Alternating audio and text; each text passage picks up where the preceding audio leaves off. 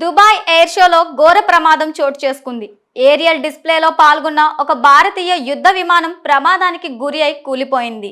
Hindustan aeronautics limited తయారు చేసిన Tejas fighter jet స్థానిక కాలమానం ప్రకారం శుక్రవారం మధ్యాహ్నం 2 గంటల 10 నిమిషాల ప్రాంతంలో గాల్లో చక్కర్లు కొడుతుండగా అకస్మాత్తుగా గాల్లోనే గింగిరాలు తిరిగి నేలను ఢీకొట్టి వెంటనే క్రాష్ అయింది.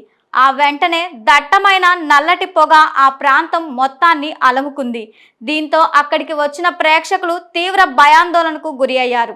ఈ ప్రమాదంలో తేజస్ ఫైటర్ జెట్లో ఉన్న పైలట్ సురక్షితంగా బయటకు దూకి ప్రాణాలు కాపాడుకున్నారా లేదా అనే విషయంపై ఇంకా స్పష్టత రాలేదు. ఇక ఈ తేజస్ యుద్ధ విమాన ప్రమాదం జరిగిన వెంటనే ఎమర్జెన్సీ రెస్పాన్స్ టీం సంబంధిత అధికారులు హుటాహుటిన ఘటనా స్థలానికి చేరుకొని సహాయక చర్యలు చేపట్టారు.